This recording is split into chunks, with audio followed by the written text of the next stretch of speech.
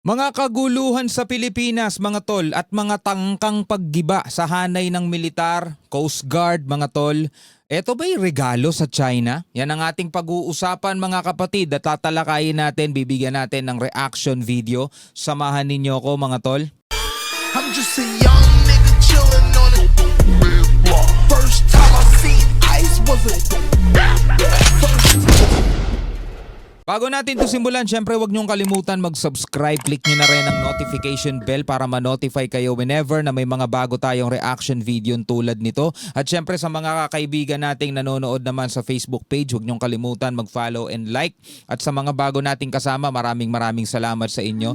So panoorin natin itong mga pag-uusap. Etong talakayan mula rito sa Taiwan Talks, kasama rito si Professor Renato Castro at tatalakayin nila o tinatalakay nila rito mga tol is yung mga nagaganap nga dito sa Pilipinas, mga issue dito sa Pilipinas na tila ba merong puwersang nagpapagalaw. No, merong puwersang gumagawa nito para mangyari itong mga kaganapan dito tulad na lang halimbawa ng pag-destabilize sa ating AFP, gustong gibain o gustong i-abolish yung ating PCG. Lahat ng mga to kasi mga kapatid, ang magbe-benefit dyan, China. So yan ang ating aalamin ngayon. Alright, so wag na natin patagalin pa mga tol mula rito sa Taiwan Talks. Panoorin na natin to. Unrest has gripped the Philippines following at least one attempt by retired generals to recruit the nation's highest military chief to withdraw his support for the president, along with accusations over so-called military ghost projects worth $250 million in a country angry over the government's flood control corruption. But is the destabilization now spreading to the Philippine Coast Guard? Former Army Reservist Congressman Francisco Kiko Bazaga was delisted from the military after a Facebook post. He has now falsely claimed in a video, according to the Philippine Coast Guard. The Philippines has no future with the Philippine Coast Guard holding power in the military. Nako. And that Coast Guard actions in the West Philippine or South China Sea could, quote, cause World War III. Why is this happening now? Who or what are the forces behind it? And how will Manila restore the stability needed from within the Philippine Armed Forces to secure the country from outside threats? So sabi rito mga tol, no? Basically mga kapatid, tanong, sino at anong puwersa ang nasa likod nitong mga to? Diba? Kasi mga kapatid, mapapaisip kay bakit nangyayari ngayon ito dito sa ating bansa. Una, meron daw retired mga officials na nire-recruit si General Bronner na i-withdraw na yung suporta sa ating presidente o sa administrasyon mga tol. At ginagamit ngayon yung issue tungkol dun sa 15 billion mga tol ghost project sa militar, which is yan ay nilinaw na ng militar mga tol. Wala naman silang natatanggap na ganyan eh. Kung meron man mga tol, kasalanan ng DPWH yun dahil yun ang gumagawa. Diba? Yun yung kasama sa mga bidding, kasama sa kung ano-anong proseso. Pero ang militar, hindi naman sila humahawak ng pera para doon magpatayo ng mga infrastructure na sabi nga ghost project. Ngayon, mula doon sa AFP o mula doon sa militar, umabot na ngayon pati rito sa Coast Guard. Ang sabi nga mga kapatid, delikado daw. Dahil meron daw control ang Coast Guard sa militar. Ayan sabi the PCG's actions in the West Philippine Sea could cause World War III. Diba? Yung action daw ng Philippine Coast Guard o ng PCG, halimbawa na lang mga tol, yung pag-iwas natin sa pangwa-water cannon ng China kasi action ng PCG yun eh. Yung pagbangga ng Chinese boat doon sa mga bangka ng PCG, pwede daw mag-cause ng World War III mga kapatid. Naku po. Kaya sabi ko sa inyo, mag-ingat kayo sa mga pinapakinggan nyo eh. Ayan sabi po. Most concerning, however, is Kong Barsaga's claim that the Philippines has no future with the PCG holding power in the military. Unang-una mga tol, kung alam lang ninyo, ang PCG ay hiwalay sa militar. Magkaiba yan mga tol. Ang PCG hindi militar. Civilian nga yan mga tol eh, di ba? So dito pa lang makikita ninyo talaga yung merong, alam nyo yun, merong pagtatangkang linlangin ng madlang Pilipino mga tol eh. Ewan ko na lang kung sinong maniniwala, di ba? So ngayon, ang tanong nito, ano at kaninong puwersa ang nasa likod nitong mga tangkang paggiba no, sa hanay halimbawa ng militar, sa PCG. Kasi mga tol, meron lang naman talagang magbe-benefit dito Alam na natin Merong magbe-benefit dito. 'Di ba? So tuloy natin. Philippine military chief Romeo Brawner Jr. has revealed last month he spoke to but rejected a group of 8 retired generals and colonels led by retired Air Force Major General Romeo Poquiz, who urged him to withdraw support for President Ferdinand Marcos Jr. and back Vice President Sara Duterte Carpio. It came Eto mga tol, si General Romeo Brawner na daw mismo ang nagsabi na kinausap daw siya ng 8 retired personnel para i-recruit o para hikayatin na i-withdraw ang suporta sa gobyerno. Etong mga to ay binaback-upan daw o pabor mga tol sa Vice Presidente. Yun ang sabi mga tol yun ang sabi. Hindi naman natin sinasabing may kinalaman ang Vice President mga tol o si VP Sara Duterte, pero yun ang sabi dito sa report. Came on the eve of nationwide protests over the $33 billion flood control corruption scandal. Renato, let me come to you first. So how do you read this sort of reputational attack by the congressman on the Philippine Coast Guard? Well, there are two views regarding this upstart congressman. On the one hand, he is seen as very close to the Duterte family. He came from a political family in southern Luzon, very prominent. He's the only one who is, of course, pro-Duterte. The rest actually supported Vice President Leni Robredo then. Ang tinutukoy niya rito si Barsaga. So there's an allegation that he might be linked to Duterte. On the other hand, there's a perception that he's simply a nutcase. So he even approached the son of President Ferdinand Marcos Jr., Congressman Isidro Marcos, and told him, please tell your father to, of course, resign from office. Telling, of course, the president to resign by a mere congressman from southern Luzon. When you look at the bigger picture, as we set out, which is, the so-called 15 billion pesos of military ghost projects, also, all of this hyping up about military pensions, is this not part of a bigger sort of grey zone warfare? Maybe there is. I'm not discounting that possibility.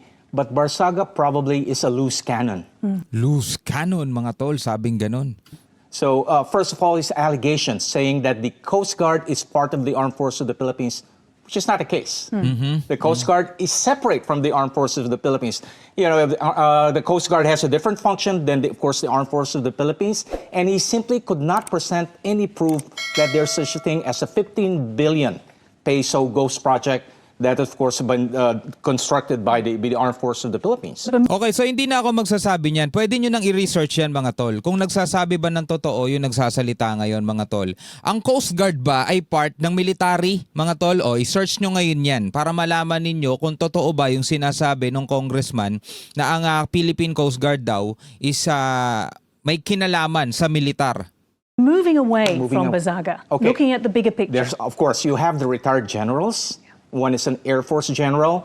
Then, of course, you have a Marine general. I think he's a Major General, De Leon. So they're very active in terms of inciting the rank and file of the armed forces. And, of course, you have the children, the Duterte children. The Duterte children, sabing gano'n, mga anak ni dating Pangulong Duterte. Who are very active in criticizing General Browner. Like, for example, Congressman Paulo Duterte, who told Browner that you're simply a tool of the CIA because you allowed the U.S. Army to bring in the Typhoon missile system. He simply does not know what he's talking about. The CIA has nothing to do with the deployment of those missiles. But So simple, hindi niya daw alam kung anong sinasabi niya, sabing gano'n ni Professor Renato Castro. Simply, he don't know what he's talking about, sabing gano'n. Dahil wala namang daw kinalaman ang CIA doon sa pagdadala ng Typhoon missile dito sa Pilipinas. simply does not know what he's talking about. The CIA has nothing to do with the deployment of those missiles. But yet, again, they're a sort of loose cannon attacking the integrity of no less than General Browner. Now, Navy spokesman Roy Vincent Trinidad has said the same, quote, disinformation and malign influence used by the Chinese Communist Party to promote its disputed Nine-Dash Line and other illegal claims are being deployed to sow division among the military. So ito may kinalaman mga tol sa China na. Sabing ganon ni Rear Admiral Roy Vincent Trinidad, the Navy spokesperson for the West Philippines, he said the same disinformation and malign influence used by the Chinese Communist Party to promote its disputed Nine-Dash Line and other illegal claims are being deployed to sow division among the military. So parehong pamamaraan o taktika ang ginagamit mga tol nitong mga tao dito sa Pilipinas, alam nyo na kung sino yung mga yon, at nitong Chinese Communist Party. Yung pagpapakalat daw ng disinformation and malign influence mga tol, no, para ipaglaban o igiit etong disputed Nine-Dash Line and other illegal claims are being deployed to sow division among the military para pagkaroon ng pagkakawatak-watak mga tol. Dahil nga sabi ko sa inyo mga kapatid, kapag nagkaroon ng pagkakahiwa-hiwalay o pagkakasira-sira, division o pagkakawatak-watak dito sa hanay ng mga militar mga tol, sino ang unang-unang makikinabang dyan? Sino magbe-benefit dyan? Sabi rito, in the domestic scene, the same tool is used by persons or groups who wish to discredit the AFP and to erode social coercion. Trinidad said in a statement on Tuesday. Diba? Yun din yung ginagawa mga tol ng mga tao rito sa Pilipinas. So alam nyo na ulit kung sino yung mga yon. Diba?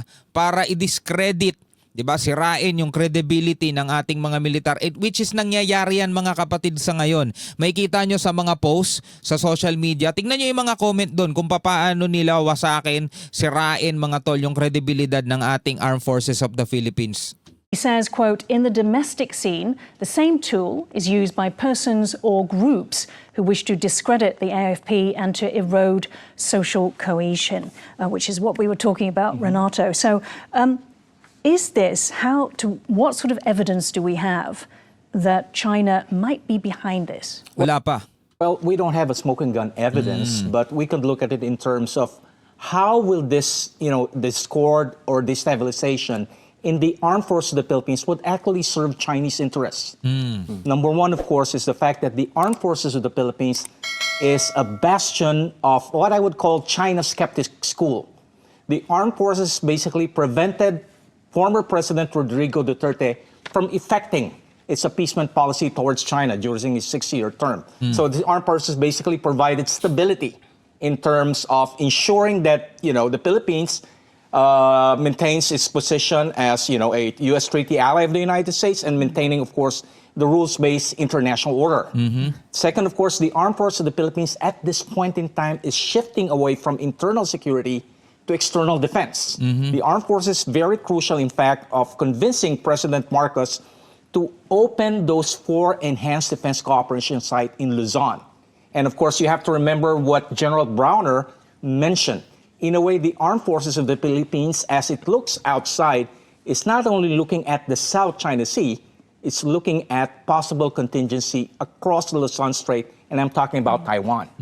So, of course, China has all the means, the money, the influence. You have, of course, the Duterte. So, although we don't have the smoking gun evidence, China would surely benefit in a destabilized and fragmented armed forces of the Philippines. So napakalinaw mga tol. Diba? Napakalinaw. Sino magbe-benefit? Sino makikinabang?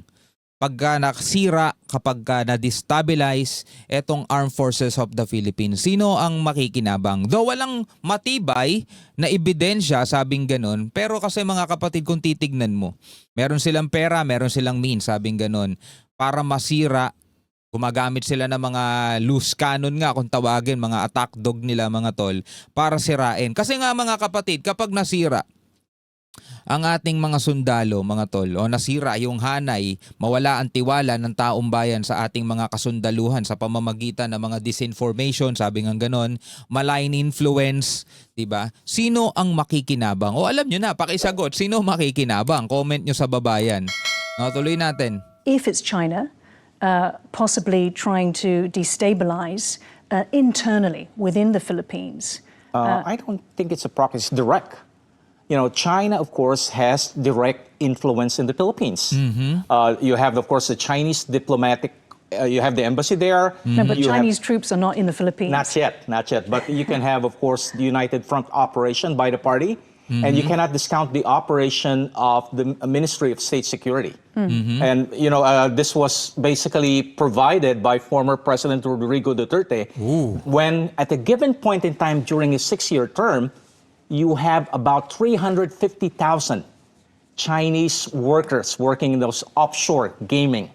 And of course, you have the example of the mayor, Alice Go, who eventually was revealed to be a Chinese citizen.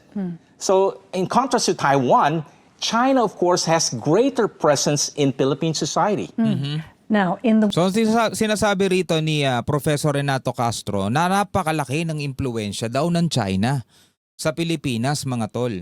No? Ano masasabi ninyo, mga kapatid, dito sa ating napanood? No?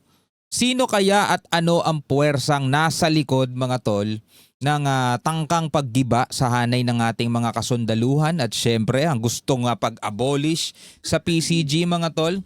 Sa tingin ba ninyo may kinalaman nga talaga ang China? O dahil wala lang, gusto lang nilang gibain ng PCG o kaya ang AFP? Well, pwede kayong mag-comment sa ibaba. Pwede kayong magbigay ng sarili ninyong opinion at reaksyon.